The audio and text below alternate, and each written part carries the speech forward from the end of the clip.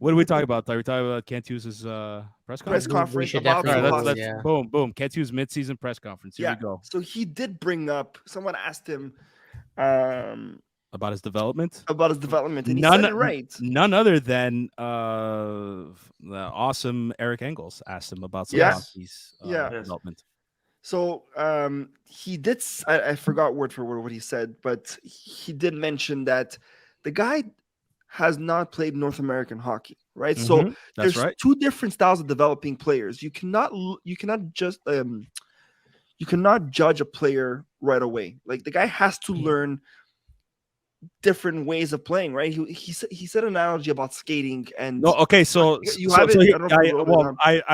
I don't know it word for word, but the analogy was, let's say so Kent Hughes said, let's say he analyzes you walking. Well, he sees your right foot goes a bit more outwards and your left foot goes inwards. Well, you're gonna work on that basically, and then he goes, okay, well, now that you worked on that, I'm gonna ask you to walk that way while juggling 3 balls. So Then- and then after he goes, okay, well, while you do that, I'm gonna put you on the highway and tell you to walk juggling 3 balls without getting hit by a car.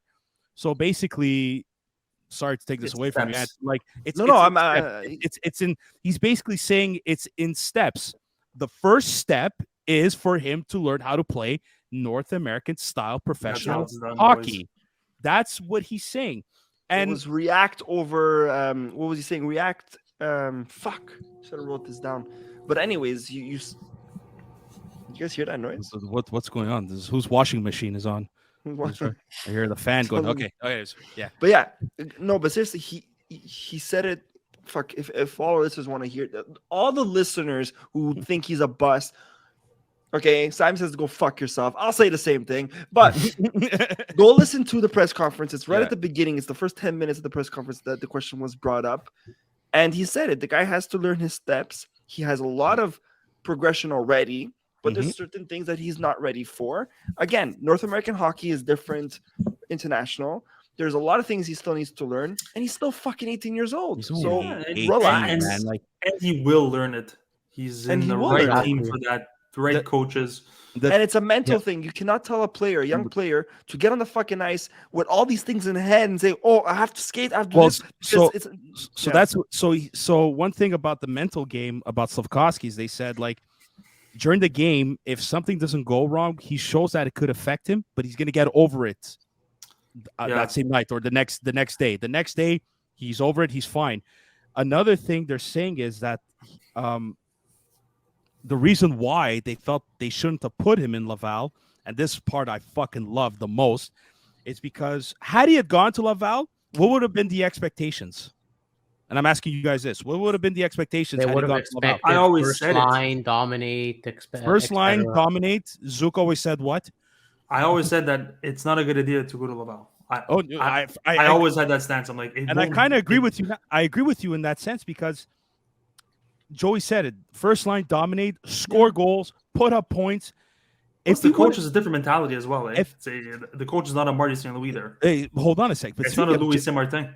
But speaking of JF Hull, apparently he got coached by Kent Hughes in the States. But anyways, I didn't know Interesting. that, but that's interesting.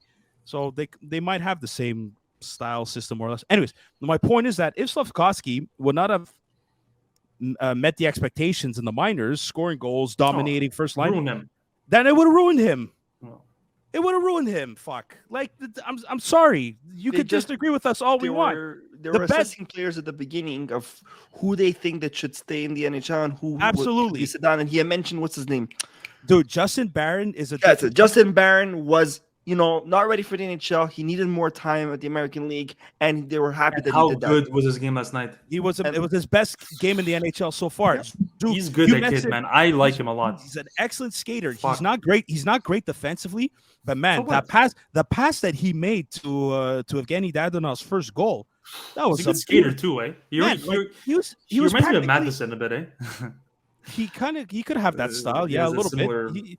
But all that to say is that listen, Justin Barron has though North American hockey experiences for say. He played junior in North America and so on and so forth. Zook, you mentioned Jesse Ilonen.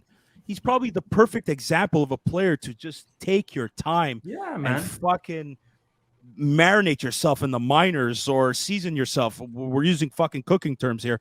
His game has gotten so much better though, man. Absolutely. Like I think Dude. Jesse Ilonen shows he could play in the NHL. I think he's gonna stick with the Habs. Like, I think so too. More If than you certain, think. if certain players are gone by the end of the season, yeah, or even by trade deadline, he's gonna. I think he's staying with the team.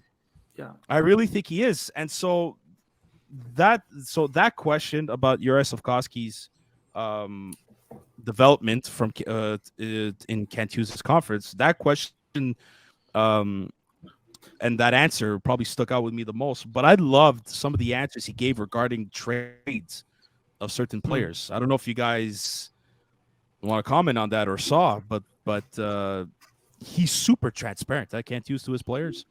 Yeah, he's transparent up until the point where It's something we're not the used questions to. and he's regarding been the very contracts. But that's fine. But that's the agent in him too, huh? Yeah. Cole Caulfield is a fucking priority, and I'm glad he said that. But did you see his reaction? Yeah. He was talking about the contract, and he was saying, "Yes, we want him long term, and we know Caulfield wants to stay here long term. Mhm. But we still need to negotiate. It doesn't just mean that we're gonna give him what he wants." That like he was talking like that, but then he was talking very nonchalant, trying to be transparent, but very like playing the game. But the moment the reporter said, "Is he a priority?" Yeah. He's a priority. Like it was so fast and quick answer. No, he's like, yeah, he is a priority. But Kent, but even Jeff Gordon said in another podcast that it's like, yeah, he is a priority. And this was even before probably as the month of December came in. But he mentioned names like Monahan. He mentioned names like Edmondson. He mentioned names like Josh Anderson too. And he goes, he's not hitting 30. Zook, I'm sorry, but you had said he was hitting 30. He's not even close. Anderson, Yeah, he's at 12 goals, but 12 No, goals. He's gonna probably hit max He ain't hitting 25 this 30. year. I think he's gonna hit You 20. never know. I hope he hits 20. okay. Speaking of transparency, and I think this was Joey's favorite part. I can just like predict this was his favorite part of the press conference, and this is fucking. I've never heard a man. We've heard general managers saying this, but never in the Montreal organization when he was talking about wins and losses. Can I say the quote? Oh my god! I want to- Joey to say it, but it Yes. was Joey's favorite part Yes. for sure. So Joey the loves thing this. that I'll say perked me up. I'll be nice about it. Did it give you a little heart up? I spoke to Marty. We got into a point where the wins are good only to a certain point and the losses are bad only to a certain point. So that's Kent Hughes talking about the balance, Sam, your title, of the culture, and insane, also obtaining high quality draft picks. So balance, that's something, baby. He that's used that word, something I never heard before from a GM ever. dude. It's insane. Like this is why this episode's called "Injuries and Balance." It Because sounds like an agent, though, right? Like that's how. dude, he's a lawyer. Fuck. he's so good. Yeah, He's like literally, I So almost. awesome. But as But it's long as so- look, I get the wins. You can't completely lose every game. You don't want to lose that winning. But he culture. said the players do not go on the ice wanting to No, lose. and said he that doesn't, too. and he doesn't want to You can't put a control losing that. team on the ice. Yeah. But he does understand the Culture. stakes. As long as he does that, like I'm happy. He understand what the stakes are. So and he said it to us. That a lot of people will never say it. I just hate the typical, general manager come out saying, "Oh, we'll never tank. We'll never want to tank. We're always going to play hard every game," type thing. Even like though we know Bergevin. that's not true. He came out and said the truth. I can live with that. I'm at peace. Whether we get Bedard or we get the first overall, I'm at peace with it. It's kind of like they want to make an attempt, This but is at a least he's being fucking truthful about it. full About it. moon tonight, man. Is going on? No, this but is Sam, insane. like, What is this revelation, Joey? Joey We're getting is definitely changed. top 5 though, so like there's nothing to worry. we about. don't Yo, know. like, With the I've- way I've Marco never- was playing. We have two I fucking never, picks. I've never got hard for two men in my life in one day. Kent Ah, Hughes and Sam, Joey I'm- Palmieri in one day. Sam, Wow. I'll be. I at know. peace. Hold on, Joe. I know the girlfriend's gone on vacation with her family, but Jesus Christ, Joe, you want to go on a date tomorrow? Like, what is this? Where do you want I to go? love- Are you paying? You're Dude, taking you me and- out? You invited me to come straight to your house. Like, That is true. Skip the foreplay. We're going straight in. Look, I'm at Joey, invite him to the Bell Center again. Oh. Yeah, let's go skate together on the fucking non-existent fucking ice surface. And, I'm at peace, but will I still get upset when Montreal wins? Of course, but that's two different things. I'm still at forget it. peace. At least he You speaks gave the truth. you gave Same me with the blue trade ball. deadline. He said, "Look, as we get closer, the market's going to be more active, and the door is open." He's Yeah. actually being transparent. This is what bottled all my anger from Bergevin. He just wouldn't tell the truth. No, but Yeah, they're I'm not they're trading different Subban. though. Trade It's Subban. But you know what? that was awful. Ugh. Do you understand? Like, and this is why I keep saying dynasty, and why I have strong belief in this fucking organization. We keep saying how transparent Hughes is, but is he really transparent? This guy is so magical that he makes it seem like he's fucking transparent, but he has. It's a good thing. Like the guy knows how to play the fucking system. He Dude, knows, he knows how to play all the our game, huh? He knows Do you- how to play the game. Do you He's think making yeah. it seem like he's transparent, but he's hiding so much just to make it seem like it's crazy. I love it. I fucking love it. It is amazing. So to follow on Anthony's take, do you think he's playing the game in the sense as like, well, look, I keep hearing rumors about Josh Anderson and Joel Edmondson being on the trade block, but it's like, I don't know. I never heard a certain thing. Like, do you think he's playing the game being like, hey, listen, guys, you want something valuable? I might have something for you. But Yeah, he but is. the open door concept, yeah, that's amazing, and that shows a sign. That's a sign of a leader. I was very surprised about what he said about Sean Monahan. I think he said something about 5 to 10 games into the season where he brought him in and is like, look, there's 3 things that could happen. One, you stay with the team, we don't trade you, and then we sign you to an extension. 2, we do trade you at the deadline and we part our ways. Or 3, we do trade you at the deadline, but maybe something could happen in the offseason where we bring you back. I It's like like the third scenario. he actually fucking he admitted that. I freaked out. There's no GM that we've had that would like Ever. Bergman wasn't like that. Fucking Pierre Gauthier, that fucking Salam wasn't like that. Andre Savard was never like that. Bob Gainey, half transparent, I guess, but still, I don't think he'd go to that length of transparency. Right. He just, again, you said it, transparency. He was just being truthful to the listeners. That's like Sam, like what you're saying to our to the Hab fans who call Slafkovsky a bust, right? He's just, Hey, listen, I'm gonna fuck it. we're all vibing Kent Hughes. We're just saying what the truth is, and that's what it is with Monahan. You do well, we can sign you, but also you do well, maybe we trade you for a high quality asset, and then we can maybe re-sign you in the offseason. You don't do well, maybe he didn't mention that part of like not signing him at all. But you don't do well, we trade you for almost nothing, and we part ways.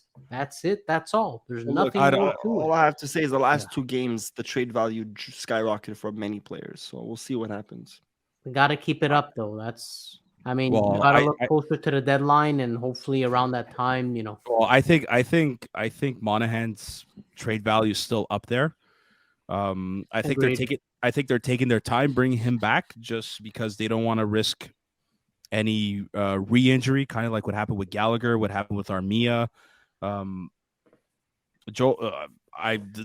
rumors keep circulating about Joel Edmondson. It's crazy.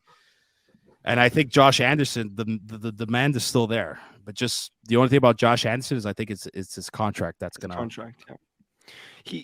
He did say something else in the interview. Sorry, again, I have a hard time retaining things, so I need to write things down going forward. But he did mention... Oh, fuck off, Joy. He did say anything. I know, but you said it in your head. Your face says it all. It's the Joey smirk. That's every time I smirk at something from you, Anthony, or it could be any one of our friends. Just I don't know how to say it. I don't have to say words, and it just bothers you, and it's amazing. Like I don't even have to say any words. It's awesome. He said something about this team. And I probably heard it wrong. But he said something about players. This team right now, there's a lot of individualism, and he wants a team that plays as a team, not individual players. So I think it was a conversation about Caulfield and Suzuki. No, but he said that he never wants to put a losing team on the ice because it creates individualism. That's okay. That's what he said. But yeah, and And this isn't the first time, Anthony. Like you might be right in some sense, or fucking Christ help me. Wow. I think he Definitely full moon. he it's the second time he says, where I noticed he's saying like he wants to accelerate the rebuild. He doesn't use the word rebuild, but he wants to accelerate putting a winning team on the ice. Yep. And Wins are good to a certain point. It's a fucking rebuild. You got to say the word. It's 100%. Look, man, everyone confirmed that it's a rebuild. Montembeault revealed that it's a rebuild. Jeff Molson, have to go see him on Chris Nyland's podcast. Apparently they've been doing the rebuild since 2017. Anyways, but sorry, I have to digress here. But fuck, I lost my train of thought. But yeah, the accelerated rebuild.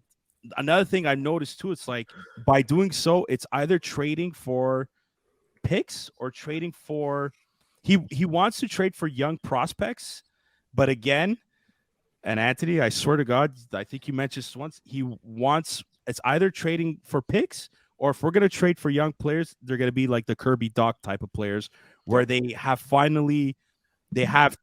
2-3 seasons of NHL experience. And that's how you accelerate the rebuild, is by, instead of picking up Bedard, I'm just shooting his name, but you have to. But yeah, you have to give up. Okay, let me rephrase it, like a Fantilli or a third or a fourth. Okay, I think his direction, and we've seen it happen with Doc, and right now at this moment we all can say that was a winning trade.